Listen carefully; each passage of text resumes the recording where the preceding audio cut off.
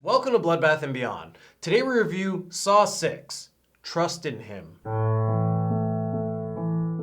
Directed by Kevin Greutert, starring Tobin Bell, Costas Mandylor, Betsy Russell, and Peter Outerbridge. In this installment of the Saw franchise, we have Jigsaw putting a health insurance hustler through a gauntlet of traps. All the while, Hoffman is being investigated because Perez is back and she's on the case, and they're now analyzing the tape found on Jigsaw's body after he died. So what do we like? I've insulted him in the past because he seems like he is the most obvious of killers, Hoffman, but it seems like he was listening, so every time that he was at like a police station or being a normal guy, he had a big smile on his face and he just seemed a lot softer and less menacing. I mean, he still got like the big tough guy look, but he was doing his best. I really enjoyed the overall story in this one. I like that we got all these answers and how they tied it in together into 6 films. To me, that was very well executed. We finally understand why Jill was given the box. We're seeing how Hoffman,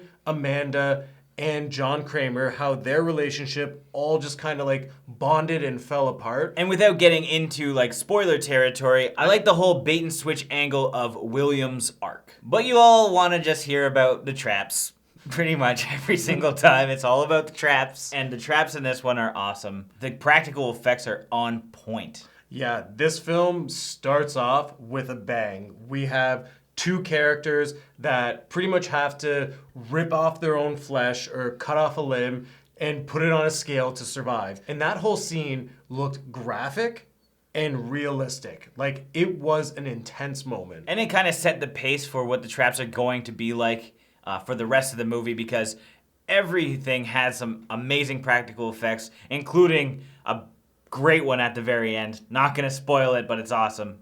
One of my favorites. And while I don't really care for it, it seems like everybody in the comments always talks about the shotgun roulette. I thought it was kind of boring. How could you say it's boring when You're just playing devil's advocate. when Eddie Winslow is pleading his case? Yeah, fair enough. Family matters, all right? Family matters.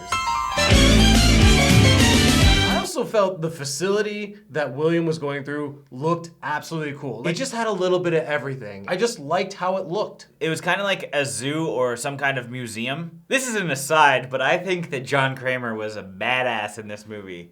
He just like, every time he spoke, he was just savage as fuck, and it was awesome. Healthcare decisions should be made by doctors and their patients, not by the government. Well, now I know they're not made by doctors and their patients or by the government. They're made by the fucking insurance companies. Piranha. And usually we don't talk about babes in the Saw movies, but we had 2 of them this time. We had Betsy Russell, of course, Jill, looking finer than ever. And we also had Pamela, played by Samantha Lamole, who was just a stunner. They were just babes, and they had to be mentioned. Like, I went to Jill, I was like, I feel like Jill is like a fine wine. She just keeps getting better with age. Now let's move on to our dislikes. I'm kicking it off with looks. I think bald John Kramer looks stupid. That whole I agree. That whole scene in the office with his little soul patch, I don't like it. I felt like it didn't need to be. Yeah, it definitely threw me off, specifically because it was only one scene where he looked like a bald guy with a soul patch. If you look at like the scattered, fucked up Saw timeline, it probably makes sense, but no one would have ever questioned it, I don't think. This is kind of a general dislike that I think is probably gonna span over like the previous film through the next couple, is that it's just kind of, here's a bunch of traps, go and do it, and there's less thought in the people playing the game, I feel. It's fine enough, and like I didn't really have an issue,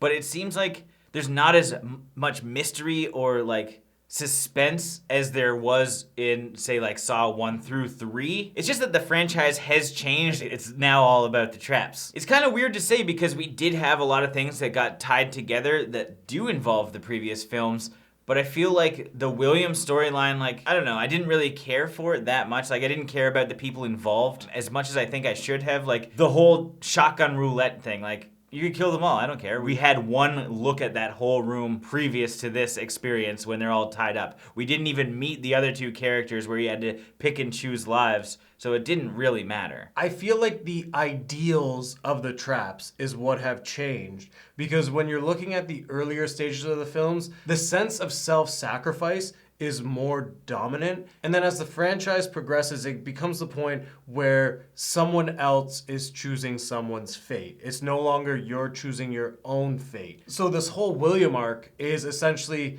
him holding everyone's life in their hands, and it didn't matter if they lived or died because he could have just got out okay. In previous films, everyone had a chance to live, and now it's like, no, it's a 50-50. One will live, one will die. Which, if you think of what Jigsaw's all about, and why he chose William to do this gauntlet, it wouldn't make sense if Jigsaw came up with this. If he's an insurance agent that's already choosing who lives and dies, why would he be put in the same situation where he choose who lives and dies? It didn't really make sense to me as far as like how Jigsaw would think of things. If this was Hoffman doing it, you know, Hoffman's a loose cannon, does whatever the fuck he wants, and will put people in traps they can't escape from.